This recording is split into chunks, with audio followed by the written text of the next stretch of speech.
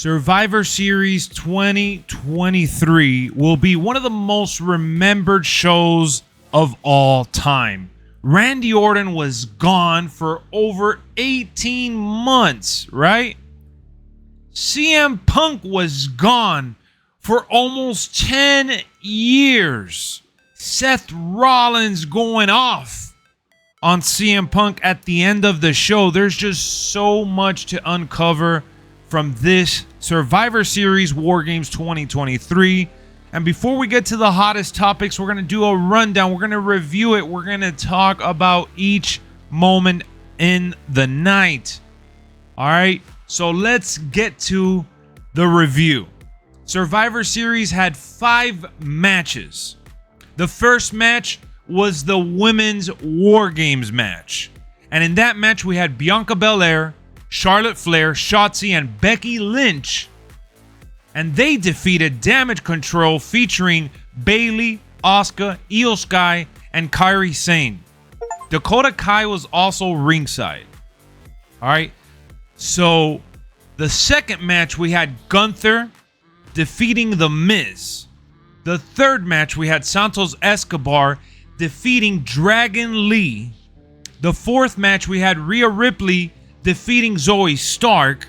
And the fifth and final match of the night, the main event, Cody Rhodes, Seth Rollins, Jey Uso, Sami Zayn, and of course, the returning Randy Orton defeating the Judgment Days, Damian Priest, Finn Balor, Dirty Dom, and JD McDonough, along with Drew McIntyre. So let's circle back to the very beginning of the show. The first match kicked things off with a 33-minute encounter. It was spectacular. The women's came out and just showed up and showed out. They really let it all out on the line here. I thought they did fantastic. The spots with the trash can, the weapons, jumping off the top. There was a real sense of danger at times. And seeing Becky Lynch and Charlotte Flair work together was just outstanding. So I was very well pleased with the match. You know, at the end of the day, it is what it is. We got, you know, I know Bianca and Shotzi and Flair, like they all had their issues with Damage Control through time, and then Becky was added later. So I felt like this match was kind of put together in the last couple of weeks. It wasn't like long-term building like the men's War Games match, but it was still very good. They were able to captivate and, again, ultimately get into these spots, whether it was jumping off, going to the top, and just all the weapons and chaos and madness that was taking place. We're not used to that in WWE, right? Like, I know other companies do that all the time, but in WWE, when they do it, it just feels that much more special, especially in this War Games environment. So I really like that the baby faces got the win here. Damage Control looks like they're in shambles anyways, with Bayley on her way out of the group. That's going to be pretty massive whenever they turn on Bayley, because she has been really annoying in Damage Control in a good way, right? In a good way. She makes it exciting. So let's see what happens with them going forward. I really like that they were able to kind of start the show in such high gear, because then that put us into the next encounter, which featured Gunther, the longest reigning Intercontinental Champion, versus one of the greatest Intercontinental Champions of all time, The Miz. That match was only 12 minutes, but it was hard-hitting 12 minutes of Gunther and Miz going at it. The Miz, man, you know, a lot of people give him shit, but he is not just a veteran. He hasn't just been around. He's actually so damn good on the mic, in the ring. His character, it just doesn't matter. He takes whatever you give him and turns it into something very enjoyable to see. He came close to winning. The Chicago crowd was on their feet. They were just booming all night.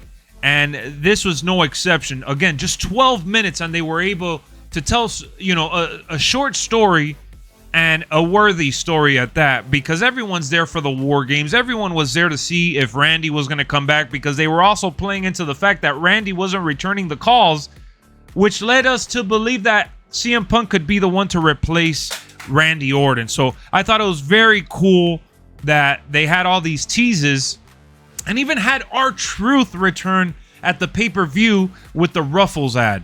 The Ruffles ad was hilarious. Otis, Alpha Academy back there eating chips, and you had, you know, Pretty Deadly show up and spill the chips, and R-Truth was there to pick it up. So I just really thoroughly enjoyed, you know, the way that the returns were set up and each encounter through the night overall. Then we had Santos Escobar versus Dragon Lee. This one was only 7 minutes, but remember, guys, this feud is literally to build up Santos Escobar, because he was phenomenal in NXT, and Legado del Fantasma was great for him at that point in time. But ever since he got called up, ever since they started doing the LWO stuff, ever since he got together with Rey Mysterio, it just wasn't really working out. You know, it wasn't all that great. It was going nowhere fast. They peaked very early on at Backlash when they got together and did the whole Bad Bunny stuff too. Like, it, you know, Carlito finally came back, and he was supposed to have his moment. And Santos, obviously they played into the Rey Mysterio injury. He got injured in real life. He needed surgery. So Santos was the one to injure Rey and cause that. And then Carlito was supposed to step in and speak up for Rey Mysterio, only for then Carlito to get whooped, and Santos taking him out, which is making him look vicious and deadly. And then Dragon Lee steps up because he wants to honor Rey Mysterio. And in just 7 minutes and 40 seconds, I felt like they did just enough to do a good job for Santos and to showcase the talents of Dragon Lee. He hasn't had a bad match in WWE, let's be honest. You could give Dragon Lee 5 minutes, 10 minutes. It doesn't matter how long you give this guy. He's showing up and showing out every single time. I am very fascinated by his run on the main roster so far, because even with the matches that he's had, they haven't had a whole lot of stories, but he's been able to put on some good stuff. So 7 minutes and 40 seconds was just right for that one, because then we got into the Rhea Ripley match, which we all knew Zoe Stark had like zero chance to win. Let's be honest. Let's be real. We just wanted to see Rhea dominate and kick ass. Zoe Stark is definitely one of the headliners in the women's division going forward. She is very talented, very good. And like Dragon Lee, it doesn't matter how much time you give her, she always does really well. And this was no exception. We got Rhea Ripley defeating Zoe Stark, as she rightfully should. And there's not really much else to take away from that match, because we were just waiting for the main event and for CM Punk and for Randy Orton, if it was going to happen, because they teased the whole Randy stuff, and CM Punk might be the one to replace. That's what I thought watching at home, right? I was on the edge of my seat the whole time, hoping that we were going to get CM Punk. So then that brings us to the main event, the main attraction, the men's War Games. Oh my God, guys, let me just tell you, if at any point in time through the show I was tired, exhausted, or whatever from the long day, the Thanksgiving Day weekend, this match put me on edge. I absolutely loved it. I loved how they had the double team moments. I love how it all played into the long-term story that they've been building towards. Jay, when he came out, the entrances were super dope. Drew McIntyre's rebuttal and back and forth wanting to get in on Jay. It was just super cool to see everyone have their moment in time to shine, with some good action with the weapons, the tables, the finishers, the signatures, and it just beautiful, well executed from beginning to end. And I really love Triple H and what his team has been able to do with Survivor Series War Games. I'm not a big fan of the concept, because they took away the singles elimination, building up to that suspenseful ending. It's just one pinfall, and that's it once the match truly begins.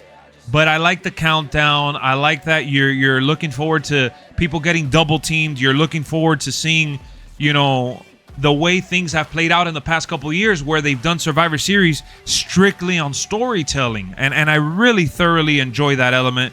So, again, kudos to Triple H and his team. Yeah. Welcome to the channel, Money Man. Thank you for subscribing. Welcome, welcome, welcome. So kudos to Triple H and his team for putting that together. Let's get to the part where Randy returns. Randy Orton looking thick, looking big, looking, oh my God, so jacked. This guy put on some muscle. What the hell is he on? 18 months away, and he just hasn't missed a step. In that Survivor Series match, the countdown began. All right, after all the spots, the countdown began. I was nervous. I literally sat up. I'm nervous. I'm on the edge of my seat. I'm watching. I wish I would have streamed that. I wish you guys would have seen my reaction, but I was there nervous, and I was just like, man, what are they going to do with the countdown? How are they going to go about this? Are we really going to see CM Punk return here in place of Randy Orton? Is Randy Orton just a swerve? You know, they had R-Truth return earlier in the night. What is WWE thinking here? I was so nervous. And when the countdown ended and we saw Rhea Ripley rushing out with the Money in the Bank, bro, I was like, what is going on? Is he really cashing in? Damian Priest is cashing in. I was screaming over to Erica, Damian Priest is cashing in. And I was mind blown that he was going to cash in within the match. She's coming out with the briefcase. She's handing it over to the referee. The referee's looking like, are you ready? Oh, they do the little encounter. And right then and there, bro, my jaw dropped how they were able to still surprise us with a beautiful moment for Randy Orton. Randy Orton got his time to shine.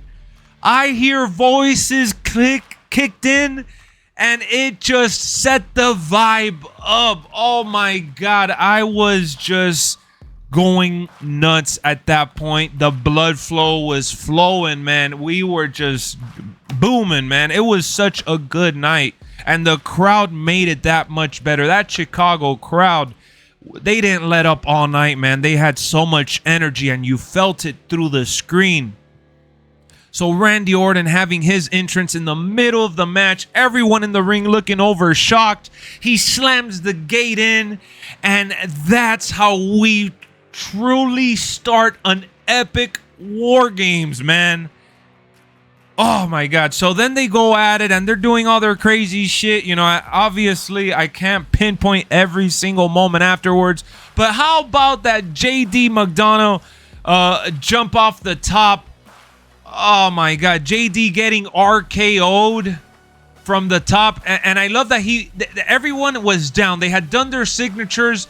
Everyone was down, and he was trying to escape. He didn't care to get disqualified at that point, right? He didn't care to get disqualified at that point. He was ready to roll, and I couldn't believe my eyes. I couldn't believe that this is where the match was headed. I was like, is he really going to escape? This is crazy. But no, he didn't escape, because he got followed up. He got followed up on, right? Seth Rollins and Sami Zayn made their way to the top, and my goodness, that was just glorious to see JD finally get a piece of his own, you know, just what the doctor ordered, right? A taste of his own medicine, the double team. And they end up launching JD towards Randy. And again, Randy in his purest form as ever. The RKO of a freaking lifetime at Survivor Series. I will never forget that moment. He just got boom and eased into the ground. And Dom's so over. Yes. I didn't even mention Dominic Mysterio, but Dominic Mysterio, when he went in, the boos were through the roof. The crowd just, again, playing into every single moment. And it just, so freaking crazy to see. How about the DDTs? The DDTs, which I got it right here on the screen. Look at it right here on the screen. I put it real small in the corner, but look at that. How about the DDTs when everyone got together and did vintage Randy Orton? Oh, man, that was another beautiful moment for me. All right, guys. That Survivor Series was definitely well worth watching, even without a returning Punk. So then everyone does their signature and the splashes and the smashes, and we got through all that. We get the pinfall 1, 2, 3. Team Cody Rhodes, man. I love how Randy said, nah, it's your turn, my guy. He gives him Damian Priest, and Cody Rhodes does the crossroads. And shit, what a beautiful written ending, chef's kiss. Randy handing over Damian Priest after all of them got bamboozled. That was just beautiful, beautiful, beautiful. Cody Rhodes deserved that moment for sure. And for Randy to be the guy to just be like, hey, man, this is your squad, my dude. Take us to the finish line. Amazing, amazing, amazing, amazing. So till this point, I felt very satisfied. I was like, I shrugged it off. I typed it in the Discord. I was on Discord all night. I was going crazy. I was like, look, copyrights, logos up. They're celebrating. That's it. You know, we didn't get CM Punk. And it's okay. I said it. CM Punk will more than likely return, even if it's at the Royal Rumble. It doesn't always have to be at Survivor Series just because it's in Chicago. CM Punk could definitely return at the Royal Rumble or next year on the road to WrestleMania, because CM Punk is a big draw and is going to bring in that money. So that's where my mind was at that point in time. I was just like, great show. Good ending. Nah, man. Triple H said that's not enough. Triple H said, nah, it just isn't enough. That's just not the way we're going to end the show. That's not the way we're going to end the show. And after the logos kicked in, copyrights, they're all celebrating. I'm like, this is over. You hear, all right, I don't know how to do it all that good, but you hear the theme song, the copyright logo with the troll, and there he is. There he was. A moment in time we will never truly forget, man. If you watched wrestling when WWE was in the PG era and you watched WWE, you watched wrestling at that point in time, CM Punk, the Straight Edge Society, Mr. Straight Edge himself, you know, the voice of the voiceless. This guy was just so amazing in WWE, whether it was the long hair tag teaming CM Punk with Kofi Kingston, the ECW champion CM Punk, or the one that went to Money in the Bank and took the title from Cena and ran with it, or hell, the one that did the pipe bomb. It doesn't matter which CM Punk you choose from his run in WWE. I loved every single one of them. And there is when time completely froze. All this guy had to do was show up and sit down on the ground, and the world changed forever. Forever. That's just the wrestling world, for those that care, changed forever. Hell froze over. That's what Triple H tweeted. Hell froze over. Triple H and CM Punk side by side, working together once again. That is just crazy. How do you top that? How do you top that? How do you top that, please? It's just crazy to think that after all these years, this was, guys, keep in mind that Survivor Series was always set to be in Chicago. This had nothing to do with CM Punk getting fired. This had nothing to do with, and it all played so well. The wrestling gods put this story together. It wrote itself. This story legit wrote itself. And Seth Rollins' reaction to CM Punk's return, oh my God, that set the world on fire. And we're going to cover that in a separate segment, in a separate video. But Chef's kiss. Survivor Series was just outstanding. The great talent that's in WWE right now was showcased across both War Games matches. We had some good, fresh, quick matches in between. We all know all we wanted to see was the War Games, and they didn't waste our time. It was very well put together. The flow of the show overall was definitely must-see TV. One of the better pay-per-views WWE has produced this year. Triple H and his team did it again. Bro, kudos. Kudos to everyone that put this show together and got it done. Beautiful, beautiful, beautiful, beautiful, beautiful. Absolutely well executed. So that is my full review, my thoughts on Survivor Series War Games. I am eager to see what you guys have to say. I am eager to read your comments and obviously reply in due time. I hope you guys enjoyed my thoughts on it. I obviously feel like a cheerleader here because I just had too much fun watching it. I wish I would have recorded it. My reaction. I was legit in tears. I was shaken. It was just a moment that, wow, really moved me. As long as I've been watching wrestling, to still get surprised, to still enjoy it the way we did, beautiful, beautiful, beautiful, beautiful. So hit me up in the comments. I want to read everything y'all have to say, and don't forget to drop a like for your boy Lexxaroo. Let's go.